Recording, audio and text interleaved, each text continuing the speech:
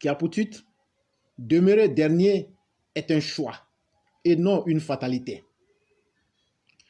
Bonjour l'Afrique des malheurs, l'Afrique des misères et cette Afrique de toutes les humiliations. Quelle prouesse malsaine!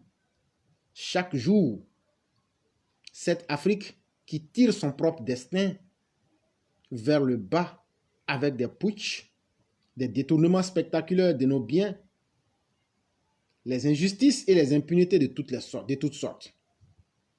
Comment voudrions-nous que le reste du monde nous respecte si nous-mêmes n'apportons rien de positif à l'humanité?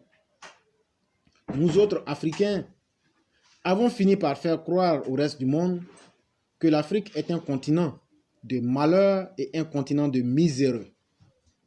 Et après, c'est encore nous qui venons nous plaindre que nous sommes la risée de l'humanité. Pourquoi sommes-nous silencieux lorsque des Africains font la chasse à d'autres Africains en Afrique du Sud? Qu'est-ce qui justifie le racisme, la xénophobie entre nous, Africains? Et que faisons-nous pour corriger ces méfaits? Pourquoi nos armées locales veulent-elles justifier leurs incompétences face au djihadisme par des coups d'État, comme ce fut le cas au Mali et depuis un certain moment au Burkina Faso? Qui nous encourage à applaudir bêtement les putschistes dans nos pays alors que ceux-ci ne cherchent qu'à se remplir les poches? Qui ordonne à nos dirigeants de pratiquer la prévarication des deniers de nos États et à déposer ces mêmes fonds volés dans les pays occidentaux? Nous autres Africains, il faut le dire, sommes des hypocrites, nous sommes des irresponsables et nous sommes des inconscients en puissance exponentielle. Sinon, comment comprendre que lorsque nous sommes dans l'opposition, c'est nous qui trouvons que les putschs sont salutaires. Mais, une fois parvenus au pouvoir, c'est encore nous qui devenons miraculeusement des défenseurs de la patrie et des pseudo-républicains.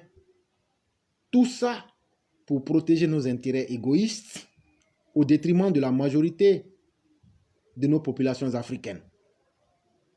Peut-on continuer à ériger l'impunité, le manque de justice sociale en règle de vie dans nos pays et espérer dans le même temps la stabilité?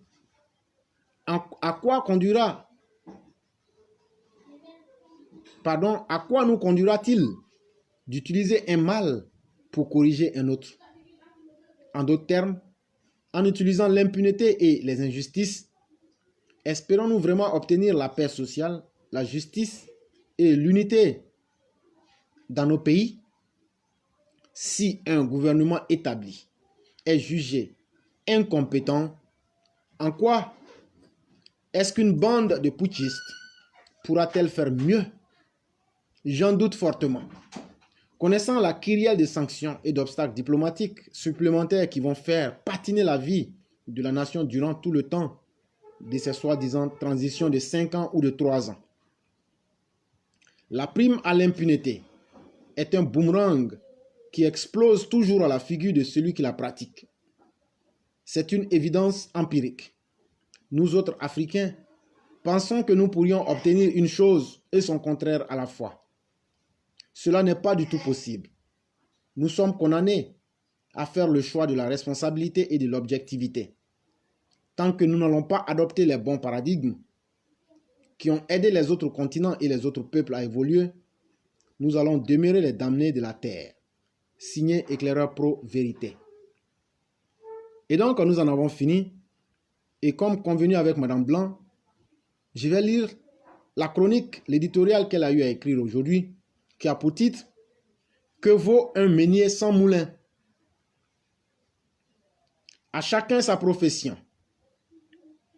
L'enseignant a pour vocation de donner le savoir et le meunier moud le blé pour en faire de la farine qui servira à fabriquer du bon pain.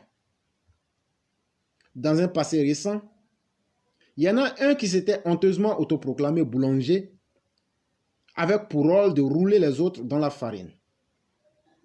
Mais, comment peut-on se targuer d'être le meilleur boulanger si l'on n'est pas doté des outils qu'impose le métier avec le cadre qui va avec. Vous vous imaginez un médecin dans un bloc opératoire avec pour instrument un pilon.